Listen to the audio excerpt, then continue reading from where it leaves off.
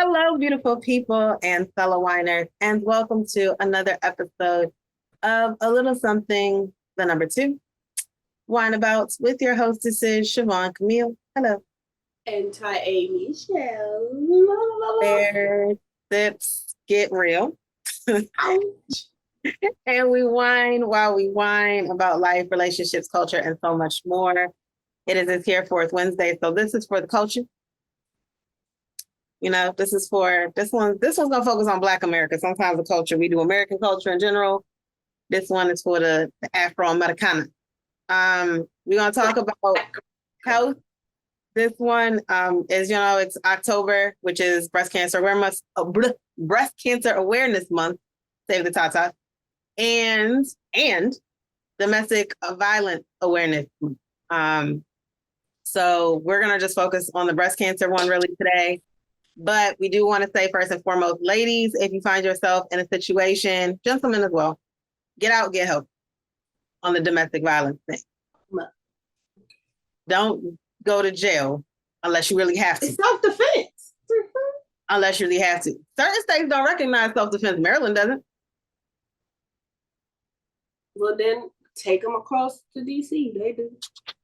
New York does too, but Maryland It's doesn't. a hop, skip, and a... Matter of fact, ain't a hop, skip. It's across the street.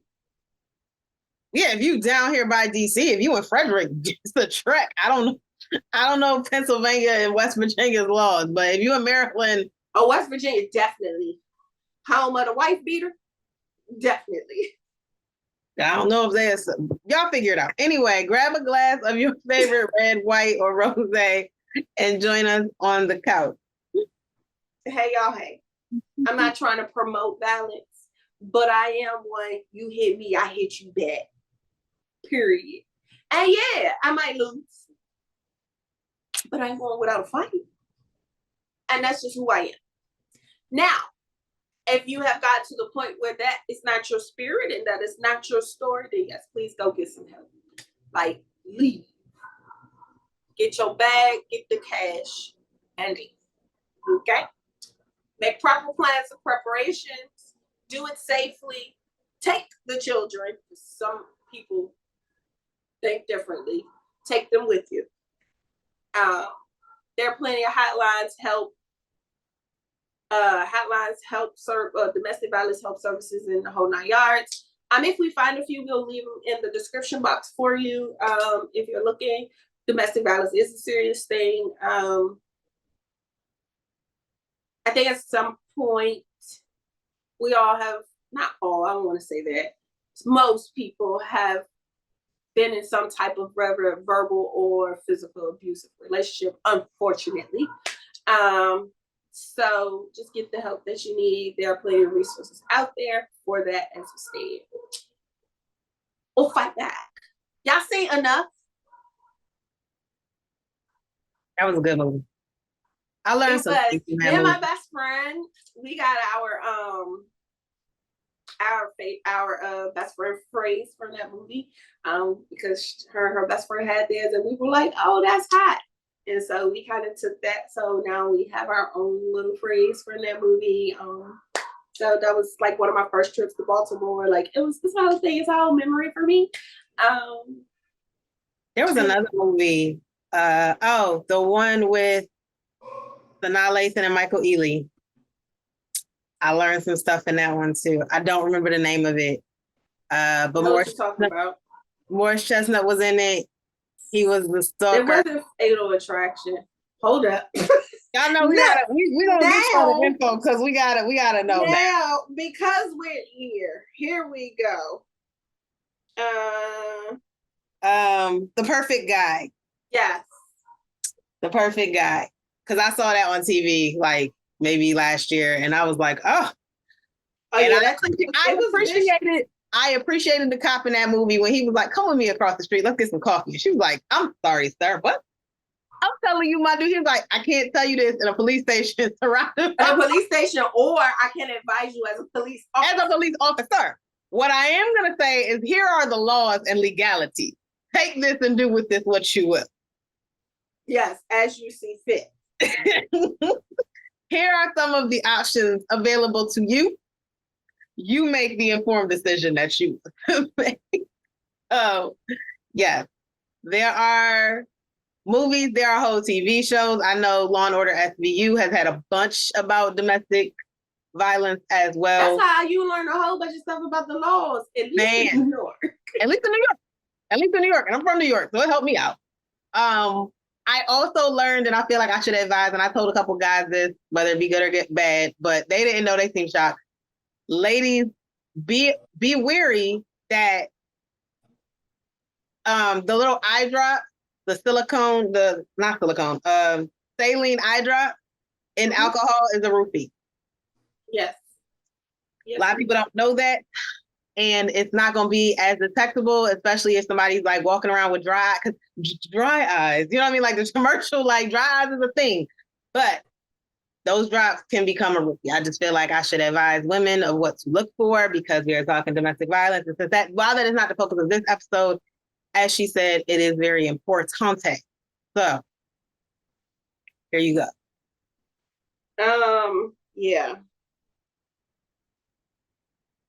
We all remember, grit ball. You know what I'm saying? That if you don't like Medea, at least you grit ball is also an option.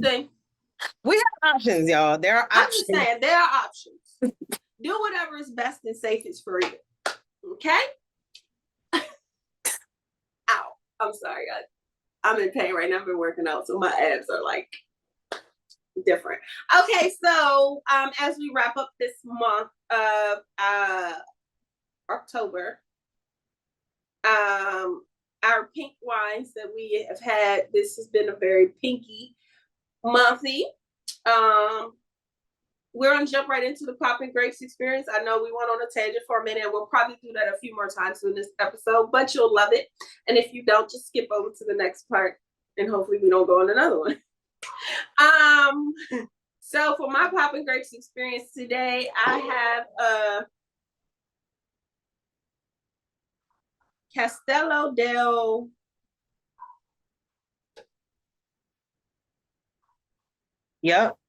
Poggery or Poggery. It's Poggio. Poggio. Poggio. Uh-oh, jam.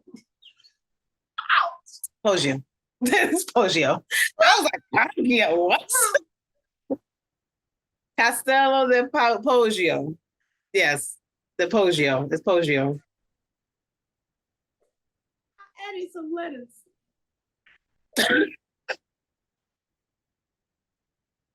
Okay. Yeah. Yeah, that wasn't dyslexia. I can't even blame that. That was because you ain't read. I have that. It is from Italy, established in 1706. It's a sweet rosé, and I am not drinking it because I have once again started my program, and I am trying my best to only taste the wines during the wine out. So I will taste this then. And for those who don't know, our wine out is the last Saturday, which is this here, October 28th at 3 p.m.-ish. So make sure y'all join us on YouTube or Instagram. I have for my popping grapes at Maison number 9. This is a 2021 rosé wine, product of France. Apparently, co-founded by Post Malone, the rapper. I didn't know who that was. I said congratulations. That's all I know of the song. I did not know who that was, though we are from the same city. I'm also like a good 10 years older than him, so like I really know. I mean, there's that part. And I really only bought this show, no lie. The bottle is beautiful. It had nothing to do with anything else except I said, ooh, Maison. It sounds fancy for those like Chanel number 5. It sounds fancy. Maison number 9. And the bottle is beautiful, which I did learn is based on his favorite tarot card, which I think is the 9 or 2 of swords. So hence the sword image. It's just gorgeous and it's pretty. And that's why I bought it, was because of the bottle. So judge me. And y'all know we good for images. Like if it look cute, we'll buy it. It might taste disgusting, but the bottle is cute. So I'm gonna give y'all my honest opinion of the taste of it, but I just want to say I bought this because of the bottle. And there you have it. So jumping right into this topic, because here's where typically we will pour our glass. But I have no glass. I have this gallon of pure water that I will be sipping on throughout the episode. And I must say, I'm actually kind of proud of myself. I've been finishing this the last couple of days. So I'm like, yay. Excited about. So we wanted to talk about, as a culture, just our health. I know we hear a lot of statistics a lot of time, and we know they're curved, sway to our numbers reflecting to be larger than most for numerous of reasons. But regardless of that fact, we wanted to touch bases on, y'all, let's get ourselves together. Like, let's practice staying or becoming healthier individuals. You all have heard both of us talk about our journeys to fitness. You've all heard both of us talk about our mental health and how that plays a part in things. You all have heard us rant and rave about our happy times, about things that aggravate us and things like that throughout the episodes. And all of those things we know can contribute to your health. So with that being said, we just want to make sure that we talk about a little bit about some of the statistics and why it's important for us to, one, do our own research, advocate for ourselves, ask the questions, and do, if it's something that can be fixed, taking the necessary steps to fix it. Because that is something that I will say in our culture, the doctor will tell us, you are pre-diabetic.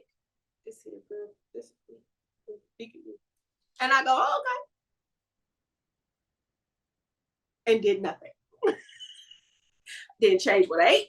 Didn't change, because in my eyes, I had just went through this program and I had already curved my diet. So I don't need to curve it no more. Less.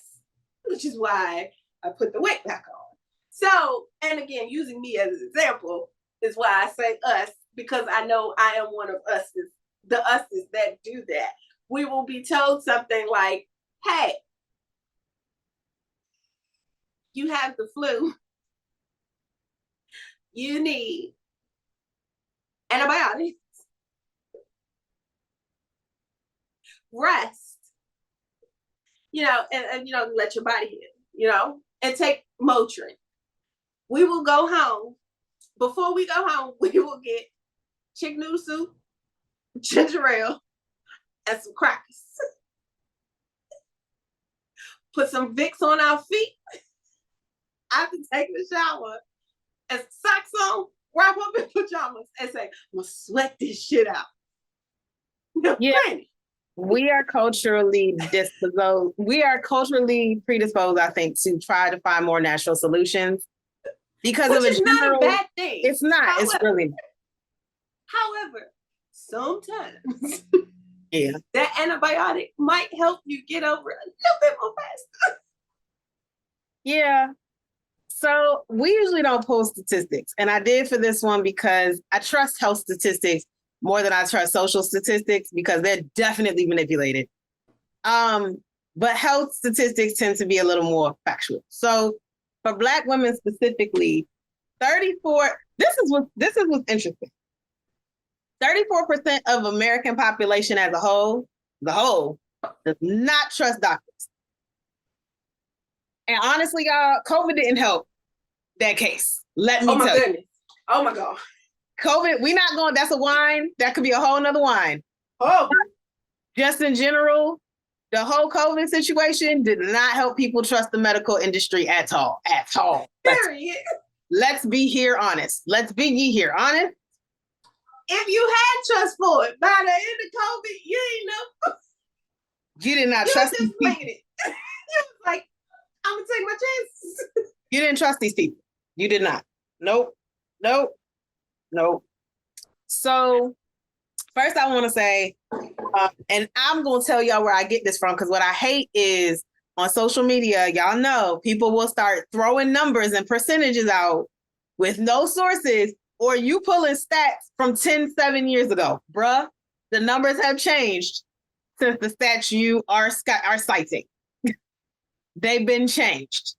You may not like the number that they changed to. You may not know the number, but you are grabbing a number that you heard somebody say. Please understand that telephone way back then, when that first was stated, it was factual because that thing was stated in 2016. You still quoting it in 2023. It's not. That's not the almost number. In 2024. Like let's just call it that. That's not the number anymore. You remember? I remember. Sorry, this is on the side. We do digress. I remember when Nicki Minaj said when she first came out, yo, if you, whatever you done, if it wasn't, I don't care what you did 5-6 years ago. Like, if it's not recent, it's not relevant. A lot of these stats y'all are quoting, they're not relevant because they're not recent.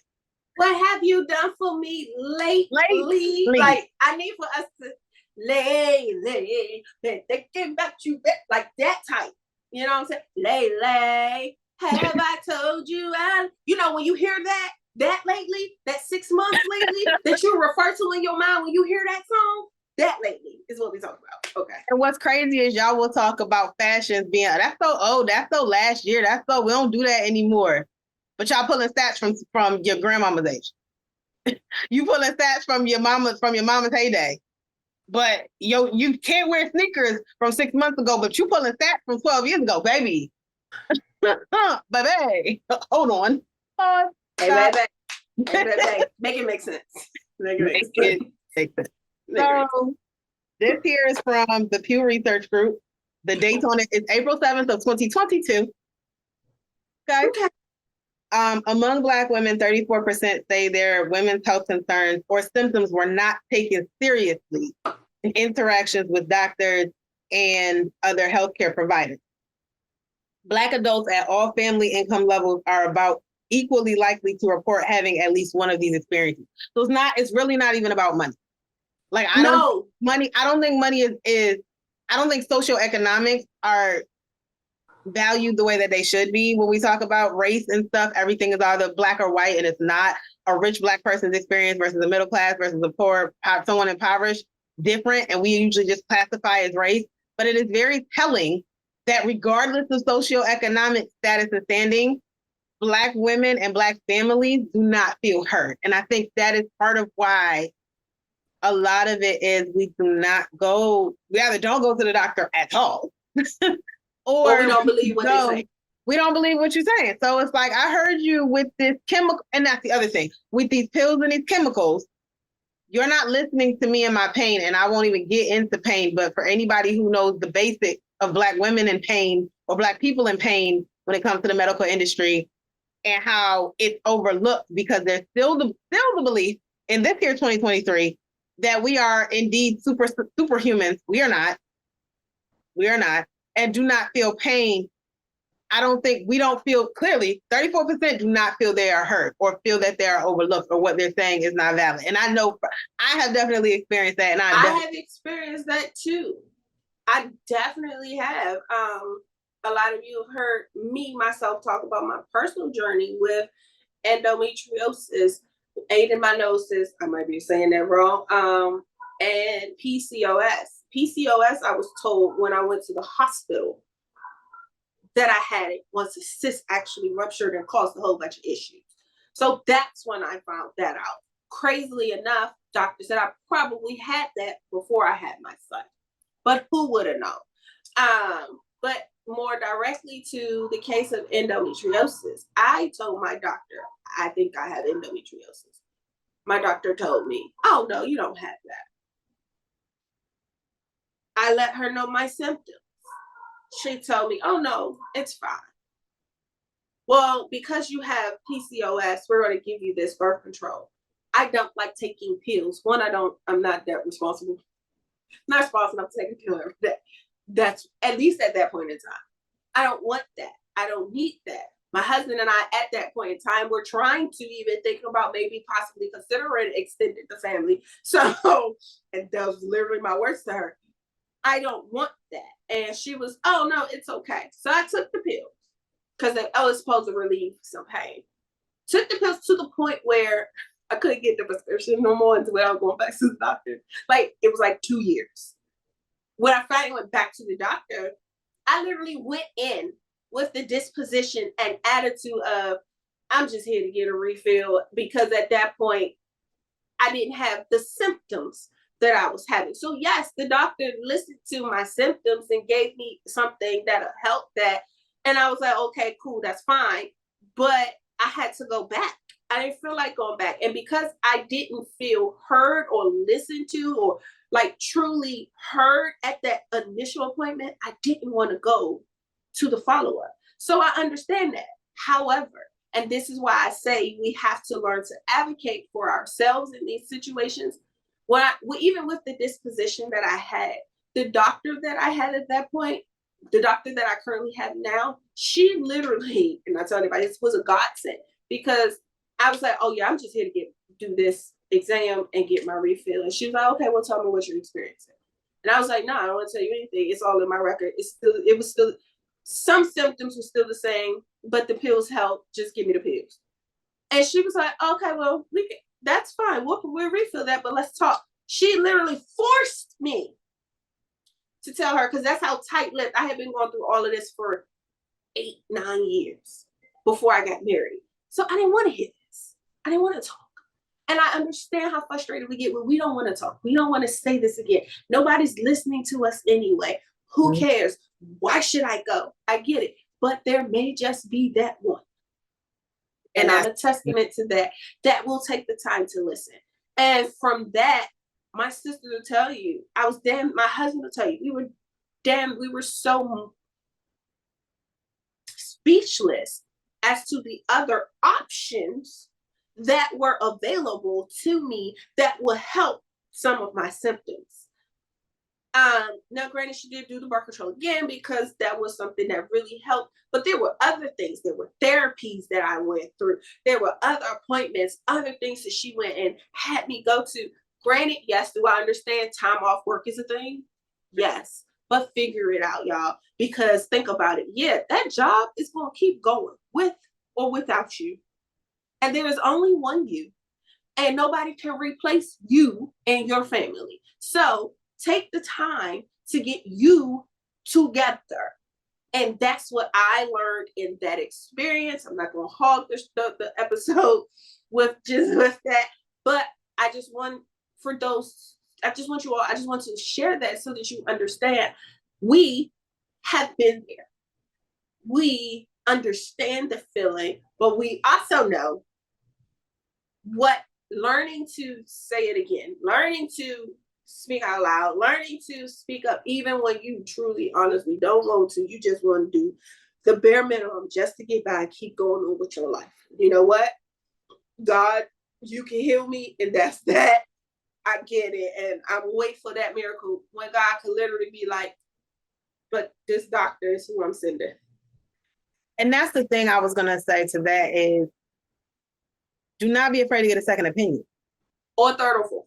Or a third. Like, truly, at the end of the day, your insurance is paying for this, or you paying out of pocket, whichever one is money out your pocket, whether it's a copay or the whole thing. And they get paid off of your insurance. You are the commodity, quite honestly.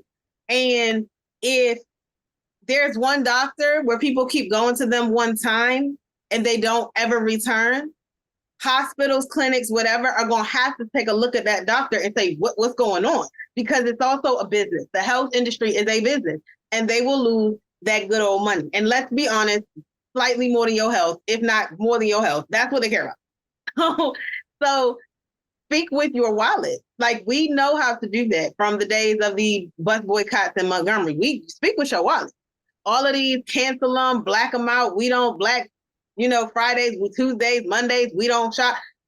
Do the same thing with your insurance and where you choose to go, because as she said, it's your health, it's your body. You have to be the advocate for you. We have definitely both experienced doctors not listening. I have been fortunate that has not been my experience. But I still, because of stories like hers, because of stories like my mother's, I am very weary because these are people who are close to me. You know what I mean? Like, because of my best friend who almost died because of a doctor's neglect, I personally, though it has not happened to me, I have to look and be like, am I the exception or am I the rule? Because if I'm looking around me, everybody else has serious, and I personally do not have a primary care provider or PCP because I don't trust them. After COVID and all of that, I don't trust them. I have one, y'all. I go to one doctor, and that is my gynecologist, and that is it. Oh, me too. And I trust him. Yes, my gynecologist is a man, and he's great. I trust him. And I trust him because since day one, he took the time to sit and explain things to me. Mind you, half the stuff he explained to me, I already knew because I am a researcher. If you don't know me, ask around. I am a research queen. I will be, hold on. That don't look right. Let me check these numbers. Oh, this is what is, I literally have a list, y'all, that I have sent to my sisters over various ages of oils and the vitamins in those oils, what they do for your hair, what they do for your body, what they do for your skin. If you put this on, you talking almond or sweet almond. Let me tell you the difference. Are you talking about aloe vera, the gel, or you talking about aloe if they put it in a cream form? Okay, let me tell you what the difference is. Okay, so this, you want a vitamin E. If you want vitamin E, but you don't want pure, it's this. Oh, you allergic to coconut oil? Let me tell you, get a babasu because that's the cousin of a coconut. I am that person.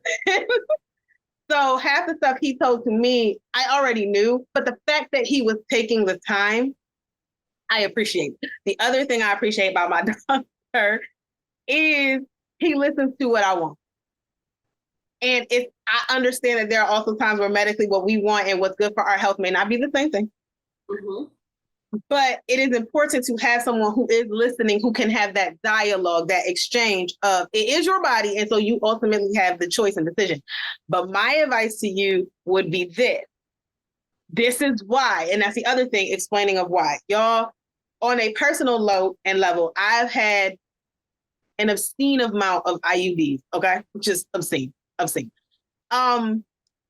the point my gyno was like, we back again? We doing this again? You want to do this again? Are you sure you want to do this again? I want to do this again. I remember I could no longer get the IUD of my choice at my current doctor because he switched practices and now it's like a Catholic run thing and they won't let you get a certain type. So I had to go to Planned Parenthood. This is why I'm not going to be anti-Planned Parenthood, y'all, because they gave me the IUD I needed. But I had to go through them getting an approval from the manager because when they were trying to explain to me IUDs, I was like, listen, this is like IUD number 11, y'all, I've been here. And they were like, are you sure you want one? Like, but people have listened to me. Yeah, this is what I want because I don't want hormonal birth control pills. I'm not that responsible, just like my sister. I don't want to do that. The girl got pills now, and then I'll be like, did I take my pills today? My point of all of that is to say, yes, I have experienced it too. We have both experienced that. I have not experienced it personally, but I still have that distrust. It is a matter of, I'm emphasizing that, yes, you need to advocate for yourself. And the big reason is your literal health is on the line. So again, this is Breast Cancer Awareness Month and full stats on that.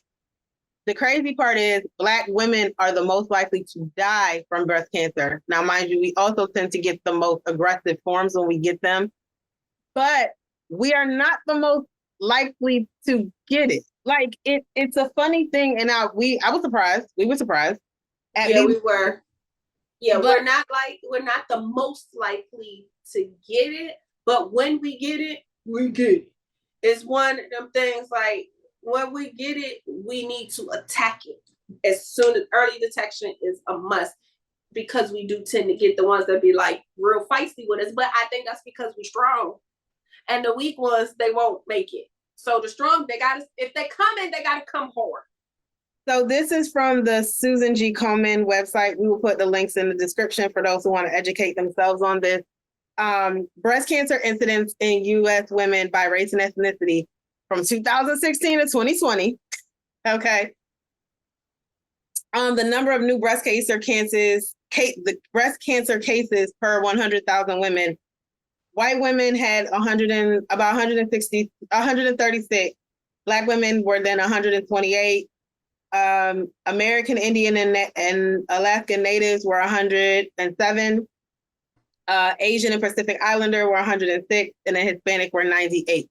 That's the case of most incidents in that it pops up. Now, the thing with that, though, is Black women still, and this is from the American Cancer Society, this one here, Black women still have a 4% lower incidence rate, which is what we just talked about, of breast cancer than white women. You know, they always comparing us to white women. It gets annoying and it's droll, but it is what it is. But a 40% higher breast cancer death rate. We are at, for death rate per 100,000, 27.6. After us would be the American Indian and Alaska Native population at 20.5. And then the white population at 19.7. Part of that is, again, what we get tends to be the more aggressive forms. But it's also a matter of we don't trust doctors, so we don't go and get tested until we're in like stage 3s now. Like, and it's going to be rougher to do that. The thing about that also, this is a little outdated, but I couldn't find anything more recent. This is also off the Susan G. Komen website. Black women tend to be diagnosed with breast cancer at a younger age. From 2014 to 2018, that's the most recent data available. The median age at breast cancer diagnosis for Black women was 60, compared to 64 for white women. And again, as we get older, you know, we gone because it kills us. So they tend to have higher numbers as older because they have survived or lived longer through it. It's important to know these things to make an informed decision and go earlier. I think a lot of the other part, which is causing a lot of Black women to have these things, is because a lot of socioeconomically, a lot of Black women are in poverty, and the food that's available to you is trash. American food is not really great in general. And anybody who's ever traveled outside of this here country and had like a fresh food and fruit in the morning, even at a resort, whether you in Punta Cana or you in Aruba or wherever. Like the eggs taste different. Yeah. Most of the stuff when you come back to the US, you realize how processed it is and it's not good for you. And then throw on McDonald's and all these other high fructose corn syrup, preservative having things, all of the chemicals they put in the food, the animals, all the chemicals they spray fruit and vegetables with. Just American food is not great for you health-wise, period. And so, but it gets worse the poorer you get. And a lot of Black women tend to be in poverty. It also is a matter of lifestyle because a lot of us are not eating right. We're not eating healthy. I can't speak to it because there are conflicting things, but even as far as like perms and relaxers and what that is doing as it seeps into your skin, there are other chemicals that we are ingesting. That's not including those who smoke, whatever it is you happen to smoke. All of the things impact your health. Everything affects your body. And I know you have most people like, well, that's why I go the natural way. And there is nothing wrong with that. To a certain extent, as I stated, I am one who, if you can handle this naturally, cool, great. But if you can't, you might need some help. And I say that again, as a belief of mine, like I'm never one to finish my medicine. Never. And they're like, oh, you take this for 14 days. You got me for a good 7. No, realistically, because one, I don't like taking all that extra stuff because again, all that stuff, we know y'all ain't right. We know y'all ain't right. So if you're telling me you take this for 14 and I started feeling better by day 5, you'll get me for 2 more days. Just to make sure. But then also, I do believe that, like they say, when they give you your things, your body then creates what? Antibiotic. It still let your body do its job. So I don't feel that I necessarily need 14 days. And again, I am not saying that I am right. Okay? This is our opinion, our experiences. This is just what I do. If you choose to do it, fine. But do not say, Michelle told me to. No, I didn't. I'm telling you what I do. Okay? Let me put that out there right now. But that's my logic. That's the way that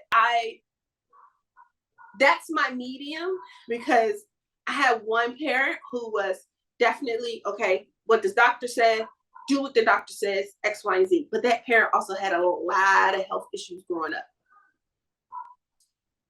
I have another parent, straight country.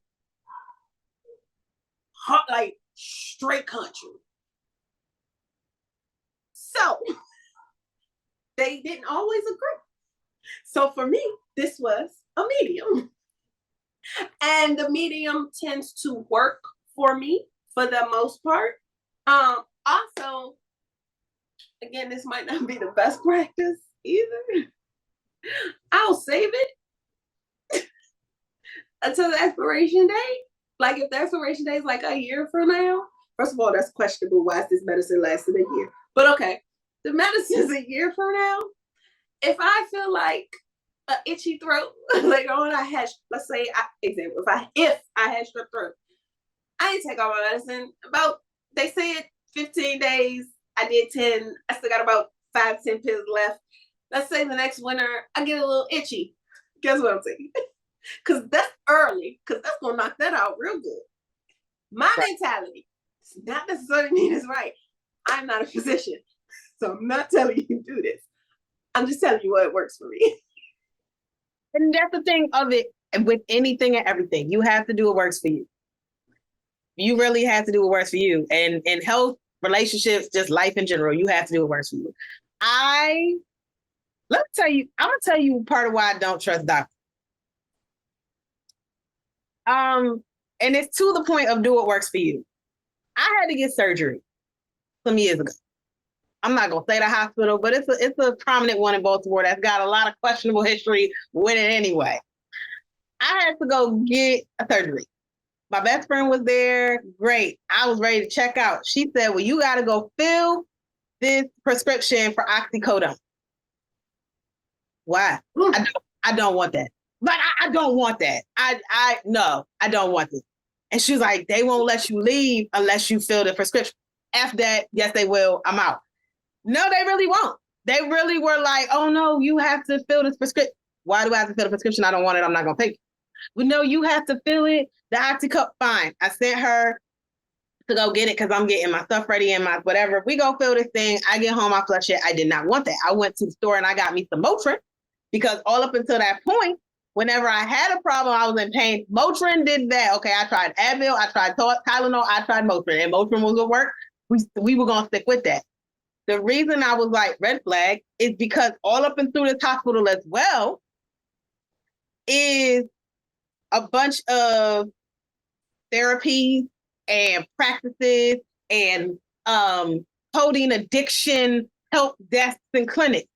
So you create sorry y'all, it's this thing. Okay, I got it. It's a fruit fly. Post Malone, I don't know what y'all doing, but this, I guess, rosé wine is attracting these fruit flies. Y'all create the problem to then have the cure. That's us to me, as they say. I don't trust you. I don't trust you at all. I don't trust you. Anybody who creates the problem and then complains about it, I don't trust them. You create the problem and then you suddenly have this miracle solution. I don't trust you. I did not want I did not want the oxycodone. And the fact that you're forcing it on me is a big red flag to me. Like if this were a relationship and this was our date, this was our first date and I'm sitting across from you. There will be no date. There's not going to be a second. There's not going to be a second. There's not going to be a second. I told you I don't drink tequila because I don't like what it does. And you won't let me get up from the table without drinking or taking a shot. I don't trust you. You see what I'm saying? Like this isn't going to be a second round. And that's really truly how I feel in large parts to that hospital. Now, the staff was great though, but I don't trust your institution because that's shady and that's shady to me. It's not even questionable. That's shady and just a problem. That's been my experience of why I don't trust, but it's not really doctors, it's institutions. So again, I don't trust the health field as a whole, but I've been fortunate to have good doctors.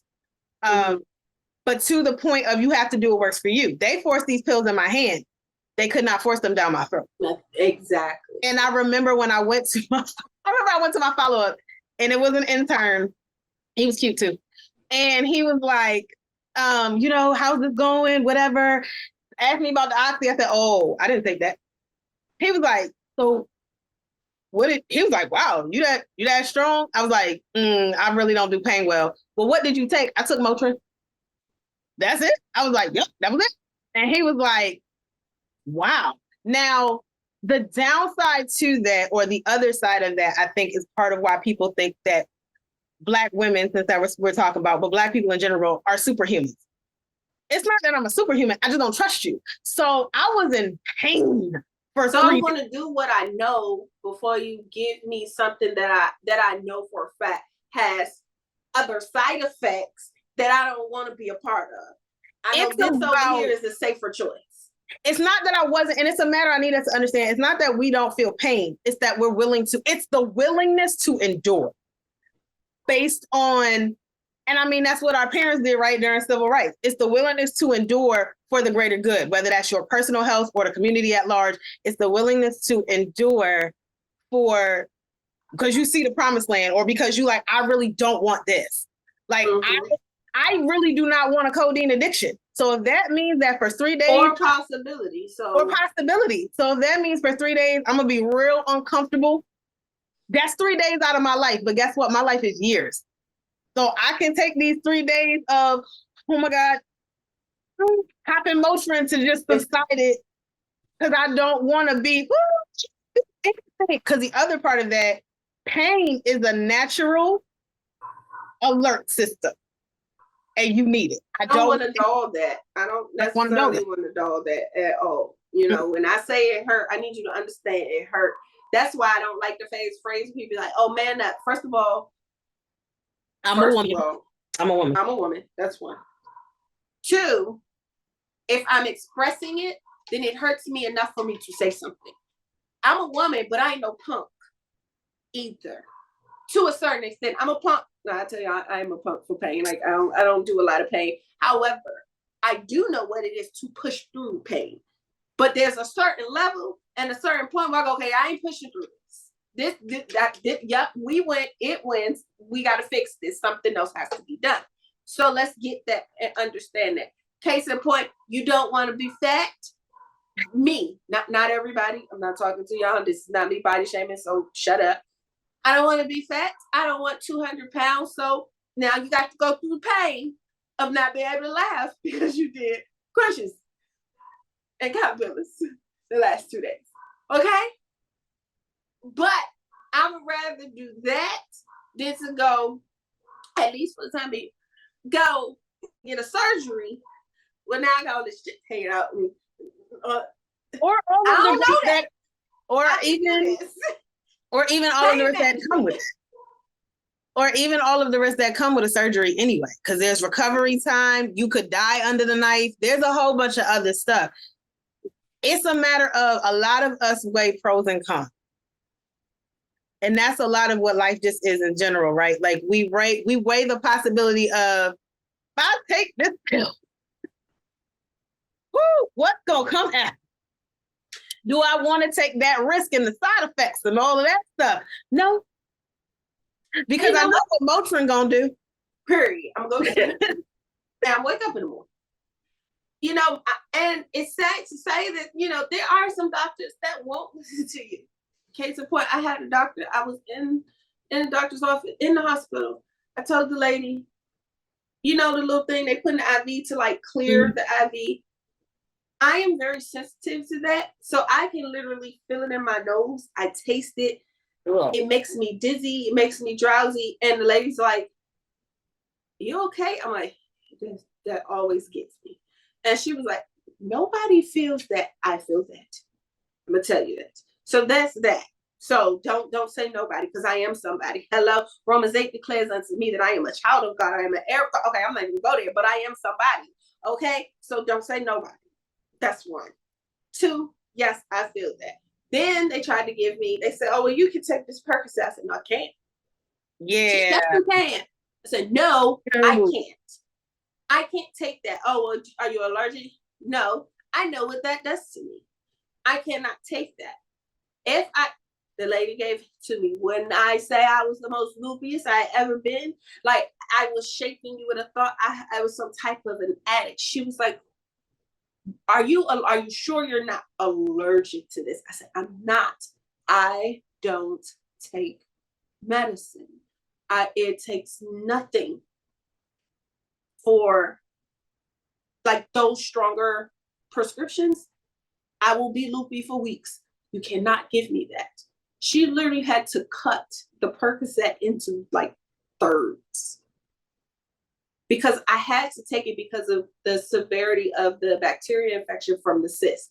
So I had to take something strong, but they couldn't give it to me in even the smallest dosages that they had. They had to go back and customize my dosage because otherwise I was going to be running around the damn hallway like I had to the ecstasy pill. And because of that, that has also made me self-conscious about trying any other drugs for recreation. Okay? So, but this is also part of me knowing me knowing what I can take.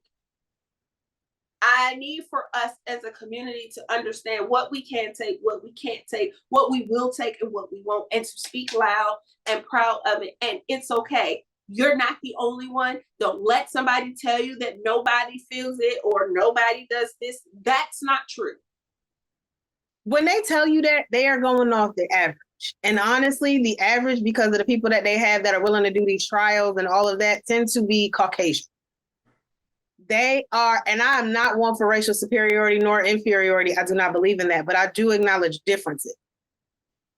You know what I mean? Like, I'm not going to sit here and say, oh, long hair is better than short hair. I'm just going to acknowledge that there are people with long hair and there are people with short hair. I'm not going to say, oh, a 4C curl is better than a 3C curl. I'm just going to acknowledge there are two different curls. And it just needs to be that. Two different curls that take two different that take and require two different things. I'm going to acknowledge that there are Caucasians and there are people of melanin, higher eumelanin, because that's a specific kind, because there's a bunch of different types, two different types of melanin, and that's another thing. But I will acknowledge that because then that means in the sun, it changes requirement.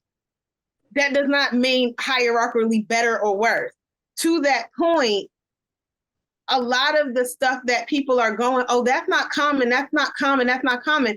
They really don't know what's common with Black people because we don't volunteer. We don't volunteer for stuff like that because we know the history. We know the history. So we don't volunteer. And so they really don't have enough of us to go off of and say what an average is. And the truth of the matter is, every single Black person I've ever talked to about something medical has been at one point in the minority of this doesn't happen, has been one of those cases in something, myself included, in something. Whether it's a reaction to a medicine, whether it's what you get. Y'all have seen the man on the couch. This man, when he was younger, has had a chicken pox twice and rubella. Who gets rubella? Like, my grandmother had an intestinal issue. The husband had the shingles. And my friend had shingles, and her grandmother had shingles. 20s? Maybe, I think. Yeah. No, my best friend had shingles in her 20s. That's why I'm like, what? Yeah, my best friend had shingles in her 20s. Her grandmother had it as well. I know my mother had a stroke in her college years, which is why when people kept trying to throw me on birth control for various things, I was like, no, I'm high risk for stroke on both sides. And I remember a doctor telling me, but you're young, because I was in college. And I told her, my mother had a stroke at my age. Do they know why? They don't know why. It's rare. It was rare when it happened to her. It's still rare now. I'm aware of that. But because that is my family history and DNA, I'm not going to take that chance. I'm not going to take that chance. I did end up taking birth control for I took 2 pills. And I had migraines anytime I had a headache for 2 years. And I've had doctors telling me, there's no correlation. You can't prove that. I feel like it was the same way my body rejects IUDs on a regular. It is. Get that out of here. Get that out of here. I don't know what you want me to tell y'all. The same way I had, first of all, I had a cyst in my ear. You know how rare that is in general? Mm-hmm. Then the medication, I had a yeast infection in my ear from the medication, to the point where the doctor had to call in this elderly probably the Black women, because it was a Black female doctor he had to call in because he was like, I've never seen this. Hold on. She came over, she looked at me, she looked at my ear, then looked at me and was like, are you experiencing itching anywhere? I said, I do not have a vaginal yeast infection, if that's what you're asking me, no. And she was like, oh, well, no, but yes, that's what that is. And I was like, what is? He was like, you have yeast infection. She was like, you have yeast infection in your ear. What? He looked it up. He had to look up the symptoms because what I also learned in that moment, teachable learning moment. So for those who are listening, drug companies have to report to doctors all of the potential side effects and all of the percentages. When they are telling you on TV what this pill does and doesn't do, they only have to report death, if death is at all a possibility, even rare. And they have to tell you the highest rate, the most likely. They didn't have to advise about the yeast infection potential in my ear because it happens to like 7% of people. I fell in that 7%. But he was looking like, yeah, that is one of the, before he called the woman and he was like, yeah, that is one of the side effects. This is crazy. Let me just confirm. I've had that. I've had an ulcer in my eye. Who knew that could happen? Like, you may have something rare. And for that, you need to advocate for yourself and speak up, as she said, and say, even if a doctor's like, you can't possibly be having, you can't tell me that nobody has ever had this. And even if nobody has, and I'm the first and only, well, we're here now. Period. So to wrap this up, we are saying your health is important. Advocate for yourself. Hopefully you've heard one of our many of stories in this episode, and it has given you some type of confidence or ability to sit up a little bit higher, and ask those questions at your next doctor's appointment, or make your next doctor's appointment. I'm speaking to myself. And I got my geo. I gotta make my primary. It just be different. It's been 2 years. I don't even have one of them. But that lady told me I don't. She's supposed to be, but I went to her that once, and I ain't been back. But I've been to Ghana. They see no, I will never. That's where I will go. So, yeah, hopefully it helps you to make that decision to go to your doctor. We are not against medicine at all. We're just telling you to be wise about it. Think about it. Think about your decisions. Read up, research it. Don't look at WMD, because no matter what they tell you, you're going to die. Okay, and you are eventually. You are. Eventually, we all are. But it most likely won't be from that. Most likely, not always, but most likely. So WebMD, let's stay off that one. But let's try to do some other research that gets us around WebMD. Ask questions, get a second and a third opinion. And if you think about something now, write it down. And when you go to your doctor, put it in your phone. When you go to your doctor, pull it out. Ask those questions, because it may be something that you're experiencing now that you might not be experiencing later on, or something that happens on and off, and you may think it's nothing, but it may be a prerequisite for something else. But you don't remember it because it doesn't bother you all the time. Those things are things to take note of. Things that are important. We're not telling you to nitpick, but I am telling you to be particular and to understand what feels normal to you, what doesn't. And hopefully you can understand that part. Any last words, Siobhan? No, y'all just be healthy and take care of yourself. Okay. And on that note, oh hell, it's not gonna sound good at all. I would do it, but y'all claim y'all can't hear mine. So, no. I think the dB, the decibels are too high, low, or something. I don't know. Nope. I was gonna say I didn't even hear that. It's okay, y'all. Clink, clink. Clink, clink. Cheers to that. Cheers to that. So, Siobhan, for our cheers to that wine review, let us know your final thoughts on your Maison 9. So again, this is a 2021 rosé wine by Maison 9 out of France. It is 12.5 ABV, and it's dry. That's what hit me. It's dry. It's not bad. I definitely feel a buzz. To be fair, y'all, I've had a headache though, so I don't know. There's also that. I really, really like the bottle.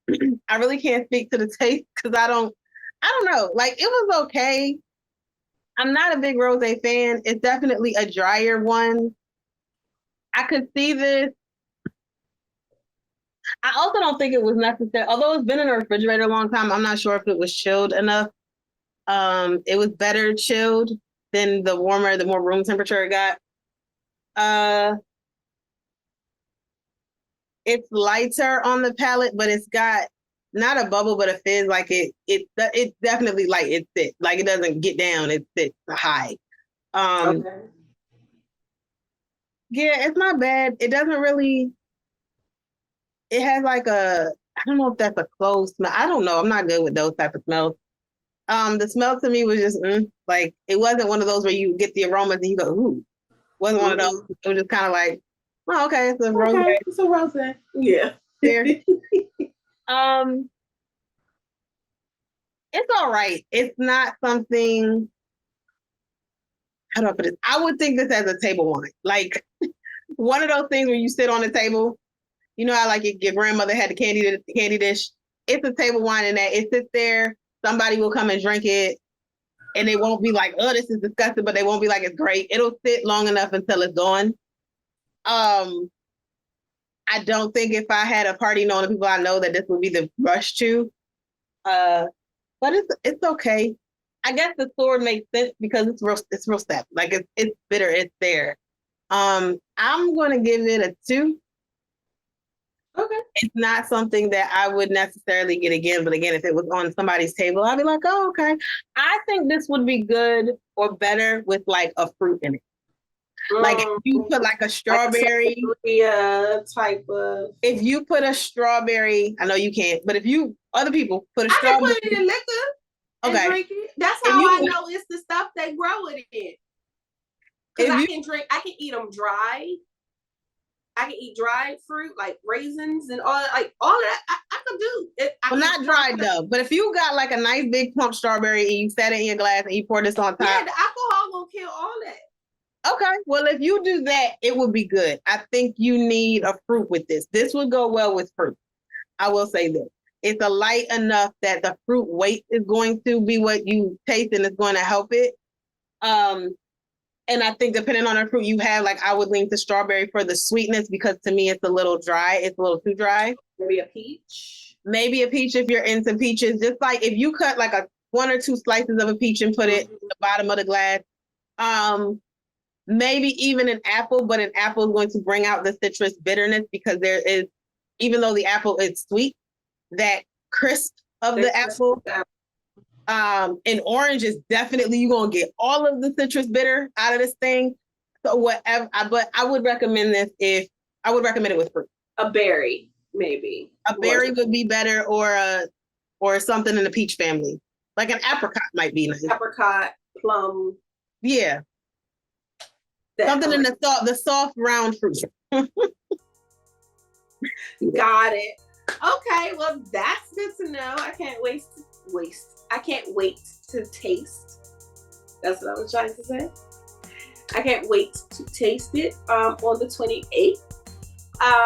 So be sure you all join us live on YouTube and Instagram at a little something, the number 2, Wine About, or ALSW2WA. I don't know why I had a brain freeze. I was like, what's going on? Be sure to join us right here each and every Wednesday for more laughs, more fun, and of course, more wines. Like, share, comment, tell a friend, start a discussion, debate, argument, whatever from a topic, and let us know what you're thinking below. If you have a recommendation for a better rosé or a rosé in general, you can put that in the comments as well. We're always up for recommendations. And last but not least, remember, as always, there's nothing wrong with a little wine. Or a lot. Toodles, y'all. See y'all next week.